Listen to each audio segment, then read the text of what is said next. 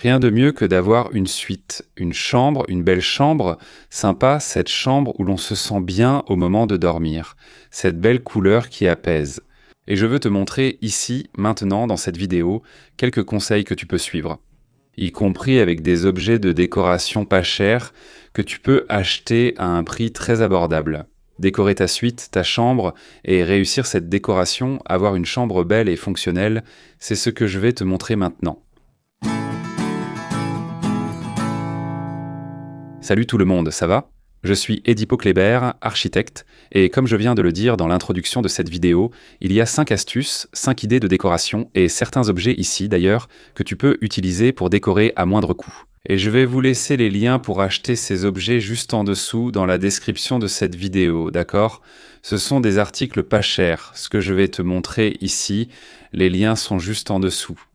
Le premier objet que tu peux utiliser comme décoration dans ta chambre, c'est la tête de lit, et là je vais te recommander une tête de lit rembourrée.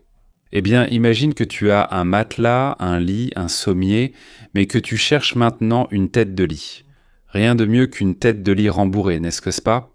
Avoir une tête de lit en menuiserie ou en d'autres matériaux est très sympa, tout comme une tête de lit rembourrée. C'est très bien, c'est fonctionnel, et c'est un produit, c'est un article pas cher que tu peux acheter à un prix vraiment, tu sais, très abordable.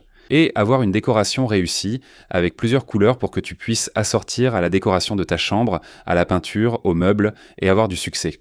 Donc avoir une tête de lit, même modulaire, que tu peux assembler pièce par pièce, peut-être même que tu en achètes en plus, n'est-ce pas ? Et tu en laisses une ou deux de côté, bien rangées, pour, au cas où, ah mince, celle-ci s'est déchirée, mince, celle-ci s'est abîmée, alors tu vas là-bas et tu la remplaces. Donc la tête de lit modulaire rembourrée finit par être une excellente option pour décorer ta chambre en dépensant très peu et en ayant aussi une belle couleur sur la tête de lit.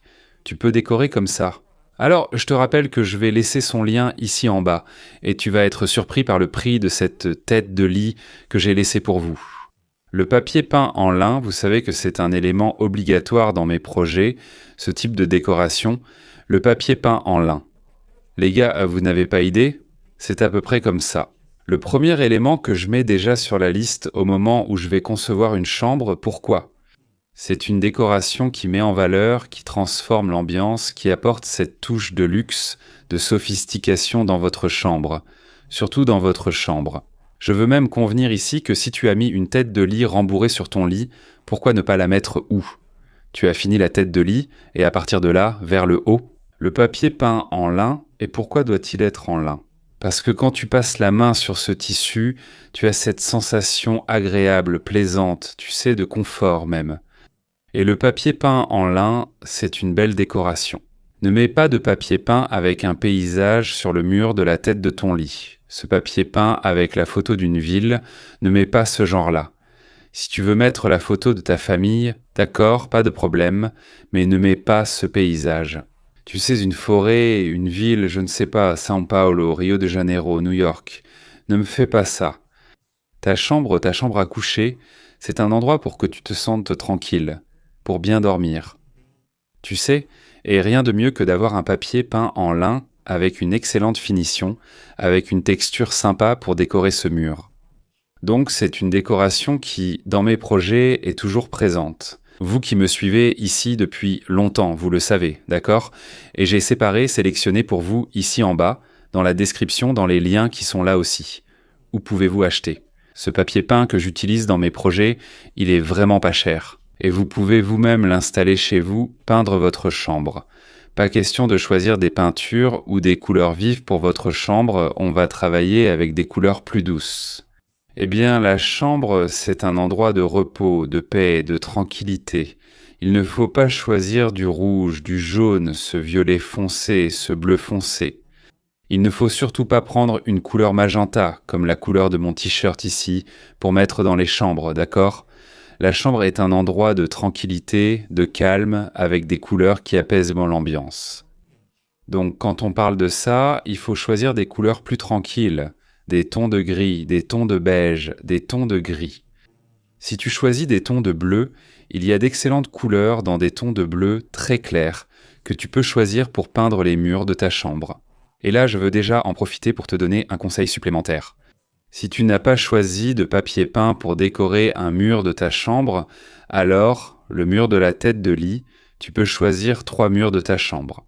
Une couleur très claire mais vraiment douce, et ce mur de ta tête de lit, tu choisis une couleur plus foncée, foncée pour peindre seulement ce mur. Là, tu auras un contraste avec cette peinture. Dans ta chambre, tu vas décorer avec la peinture. Si tu n'as pas choisi le papier peint, tu auras une couleur qui ressortira dans cette pièce, en rappelant que cette couleur doit faire partie de la palette dont je viens de te parler.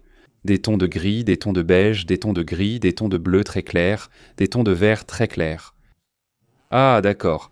Edipo Kléber a dit que je peux choisir une couleur plus foncée, je vais mettre un rouge vif ici, mais il faut que ce soit dans la même palette que je viens de mentionner pour vous.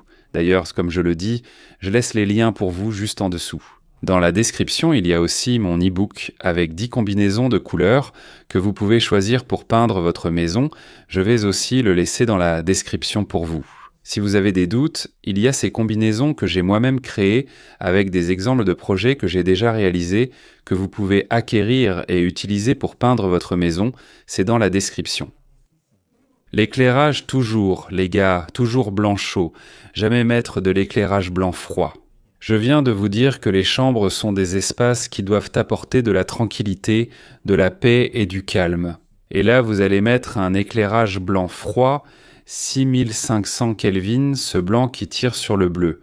Rien de tout ça, il faut utiliser du blanc chaud, 3500 Kelvin. Dans nos chambres, la lumière blanche chaude crée cette sensation de confort. C'est vraiment très joli. Dans les espaces intimes, il faut utiliser du blanc chaud. Chambre, le hall qui donne accès à ces chambres à un salon TV, tu comprends?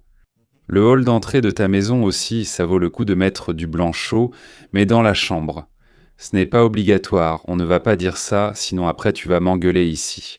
Ah, Oedipe est déjà en train de plaisanter. On est là en train de dire que c'est une couleur obligatoire. Non, ce n'est pas que c'est obligatoire. Tu peux même choisir un blanc neutre pour mettre dans ta chambre, mais je vais toujours te conseiller un blanc chaud pour cette pièce, car ton quotidien semblera bien meilleur. Et enfin, au moment de choisir ton revêtement de sol, je vais toujours te recommander aussi le bon sol vinyle, quand tu choisiras le type de sol que tu vas mettre chez toi. Si tu me suis ici depuis longtemps, tu sais que dans mes projets, j'aime toujours utiliser du sol vinyle, depuis le hall d'entrée jusqu'aux chambres.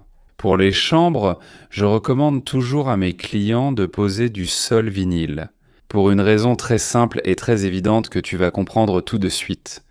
Quand tu te lèves le matin, et généralement je suis comme ça aussi, j'aime marcher pieds nus chez moi. Et si tu as un sol froid, un carrelage, tu marches déjà sur ce sol glacé. Le sol en vinyle, c'est un sol chaud, tu comprends ? Peu importe la texture, que ce soit effet bois, un sol en ciment, un sol qui imite le marbre, le vinyle. Dans ce cas, la texture ou l'effet n'ont pas d'importance. Ce que je veux te dire, c'est que le sol en vinyle lui-même, c'est un sol chaud. Et donc, quand tu te lèves le matin et que tu poses les pieds sur le sol de ta chambre, tu auras une sensation bien meilleure que de marcher sur un sol en grès cérame, qui est un sol froid.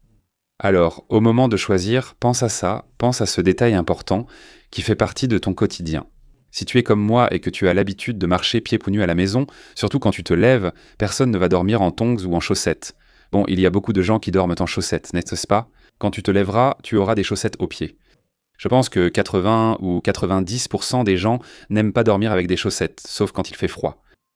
Mais c'est un article, oui, c'est une suggestion que tu dois prendre en compte au moment de choisir le type 2. Si tu vas mettre du grès cérame ou du vinyle dans tes chambres, là, à l'entrée des chambres, est-ce que ce sera du sol vinyle ou du grès cérame? D'accord, les amis? Donc voici quelques conseils, suggestions, opinions que je vous apporte dans cette vidéo, y compris avec les liens où vous pouvez acheter juste en dessous dans la description de cette vidéo. Excellent conseil pour vous qui allez décorer ou rénover votre chambre, votre suite parentale, la chambre du célibataire, la chambre de votre fils ou de votre fille. Ce sont d'excellents conseils avec des articles abordables que j'ai partagés ici dans la description. J'espère que vous aimerez cette vidéo, que vous l'apprécierez et que vous la partagerez avec vos amis, avec les personnes que vous connaissez. Parce que ce sont des astuces de décoration que tout à coup, vous pouvez utiliser pour votre chambre, que j'utilise dans mes projets. D'accord ? Ce sont des astuces que j'utilise et que je vous montre en pratique. Celui-ci est une vidéo théorique, ici je vous montre des conseils. Mais si vous me demandez, d'accord, EDP, où sont ces solutions que tu as apportées là?